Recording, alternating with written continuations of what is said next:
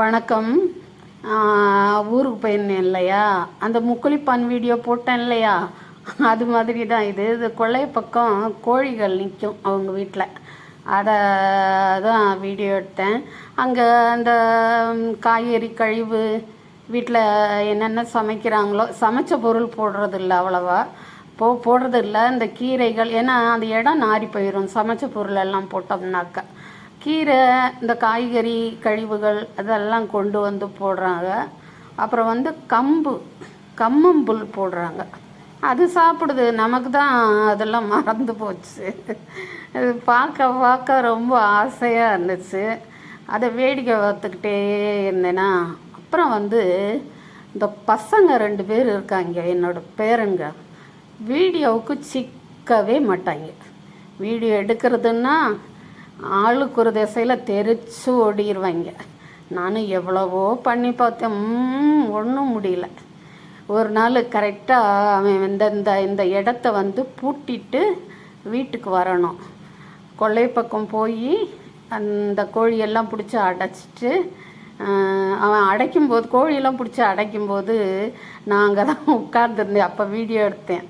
அப்பவும் வந்து அப்படியே அடிச்சுட்டு போயிட்டான். அப்புறம் அவன் கிளம்புறதுக்குள்ளேயே நான் வந்து வீட்டுக்கு போய் வீட்டோட கேட்டை பூட்டிட்டு, அந்த கேட்டு கேப்பில் மொபைலை வச்சு அவன் வரட்டுன்னு வெயிட் பண்ணி வீடியோ எடுத்தேன். அவனே கலராக தான் இருப்பான். அதில் அந்த இருட்டில் சண்டைக்கு வந்துடுவான். அடுத்த தரம் போனால் எப்படி சொன்னீங்க என்னன்னுட்டு. இந்த குஞ்சு ரொம்ப அழகாக இருக்குல்ல. நான் இதை எடுக்கும்போதே பேசியிருந்தேன். ஆனால் வந்து சில விஷயங்கள் சேர்க்க வேண்டியதாக இருந்துச்சா, அதனால் அதெல்லாம் இது பண்ணிட்டேன். அந்த கோழி குஞ்சு எனக்கு அவ்வளோ இஷ்டம். சின்ன வயசில் பார்த்தீங்கன்னா எங்கள் அம்மா அவ்வளோ கோழி வளர்ப்பாங்க. எத்தனை முட்டை வைக்கிறாங்களோ அத்தனை எங்கள் அம்மா வைக்க மாட்டாங்க, கோழி வைக்கும் முட்டை. அதை அடை வச்சாங்கன்னா எத்தனை முட்டை அடை வைக்கிறாங்களோ அத்தனை முட்டையும் பொரிச்சிடும். நீங்களாம் சொன்னால் நம்ப மாட்டீங்க. இப்போல்லாம் இருக்கிற வீடுகளில் இதெல்லாம் வளர்க்க விடுவாங்களா? நாங்கள் அப்போவும் வாடகைக்கு தான் இருந்தோம். இது பார்த்திங்கன்னா மருதாணி செடி. நான் போகிற நேரம்லாம் இப்படியே தான் இருக்குது. வெட்டி போட்டுறாங்க. கொஞ்சம் தலைக்கு தடவை எடுத்துகிட்டு வருவோம். பார்த்தாக்கா அவ்வளோதான், கிடைக்க மாட்டேங்குது. அப்புறம் அந்த கோழி அம்மா வளர்ப்பாங்க. மாடியில் இருந்தோம். இது பவளமல்லி செடி. அவ்வளோ அழகாக பூத்துக்கிட்டு இருந்தது. அதையும் வெட்டி போட்டாச்சு. அது பட்டு போச்சு. பவளமல்லி செடி எவ்வளவு நல்லது வீட்டுக்கு இல்லை? எங்கேருந்து விட்ட கதை, கோழி கதை. அந்த கோழியை ஒரு 10-15 குஞ்சு பொரிக்கும். வாடகை வீட்டில் தான் இருந்தோம். வாடகை வீட்டில் வளர்க்க விடுவாங்க. அப்போ இந்த மாடியிலேருந்து காலையில் அந்த குஞ்சுகளை கூட்டிக்கிட்டு தாய் கூட்டிகிட்டு போகும் பாருங்கள். ஒவ்வொரு படியாக குதிச்சு கோழி இறங்கி திரும்பி பார்க்கும். உடனே பின்னாடியே குஞ்சுகளும் அப்படியே ஒவ்வொரு படியாக குதிச்சு போகும். அதே மாதிரி தான் திரும்பவும் வருவாங்க சாயந்தரம் ஆனாக்க. அது வரைக்கும் வெளியிலேயே தான் சாப்பிட்டுட்டு வருவான். போகும்போதும் வீட்டுக்கு வந்த பிறகும் வீட்டில் சாப்பாடு. அந்த கோழிகளுக்கு சொல்கிறேன். அப்புறம் கொஞ்சம் பெருசாகிடுச்சா குஞ்சுகளாம், மாடியிலேருந்து அந்த மாடி மதில் சுவர் மேலே தூக்கி வச்சோம்மா சல்லுன்னு அப்படியே பறந்தே கீழே டைவடிச்சு போயிடுவாங்க எல்லாரும். அப்படி நான் சுதந்திரமெல்லாம் இன்னைக்கு நம்ம இருக்கிறதே. வீட்டு வாடகைக்கு போனோம்னா எத்தனை பேருன்னு கேட்குறாங்க. குழந்தை பெற ரெடி ஆகிட்டாங்கன்னாக்கா நோ, ஓடுங்க வீடு அப்படின்னு.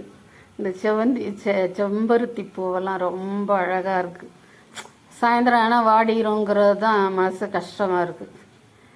காலையில் பூத்திருக்கும்போது பார்த்தேன் ஒரு 10-15 பூக்கள். நானும் வளர்த்தேன் ஒரு வாடகை வீட்டில். அந்த வீட்டில் யாருமே இல்லை, நாங்கள் மட்டும்தான் இருந்தோம். பெரிய வீடு அந்த ஊரில். அது ஒரு டெய்லி பூவை எண்ணிக்கிட்டே இருப்பேன், 1 2ன்னுட்டு. நாள் போக போக போக அது 100க்கு மேலே பூக்க ஆரம்பித்த பிறகு நல்ல பெரிய மரம் மாதிரி ஆயிடுச்சு. பூக்க ஆரம்பித்த பிறகு அதுக்கப்புறம் என்றதை விட்டுட்டேன்.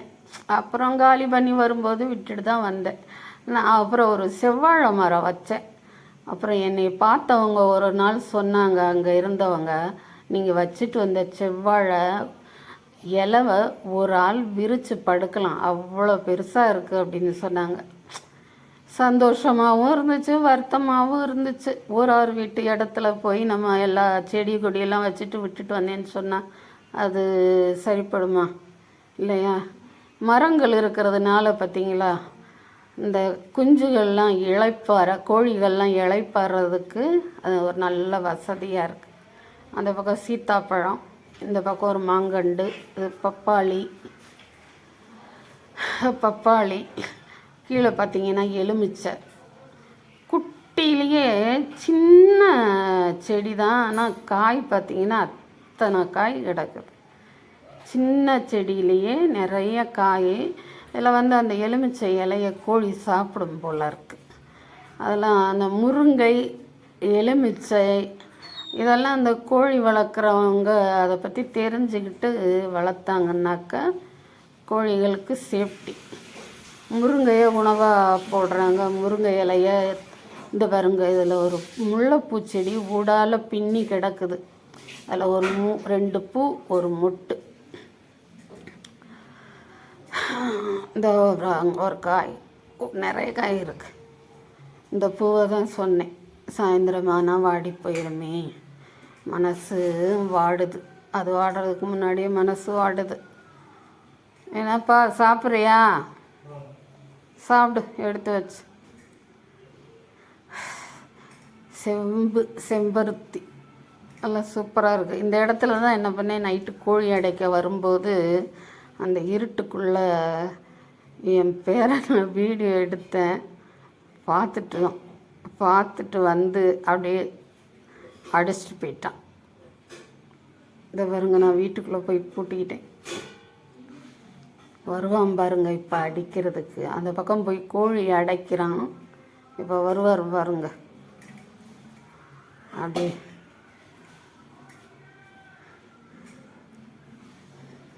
பார்த்துட்டான்டா. வருவான், இந்த பார்த்துட்டான், கம்பை எடுக்கிறான் பாருங்க.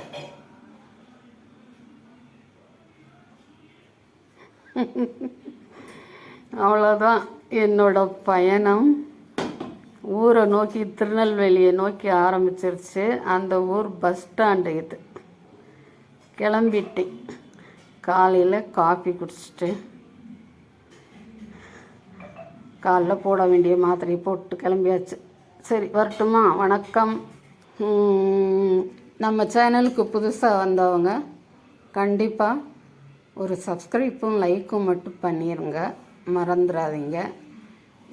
ஒரு சப்ஸ்கிரைப்பும் லைக்கும் பண்ணிவிட்டு தொடர்ந்து இணைஞ்சிருங்க. அடுத்த வீடியோலையும் உங்களை பார்க்க ஆவலாக இருக்கும் சக்தி கிச்சன்.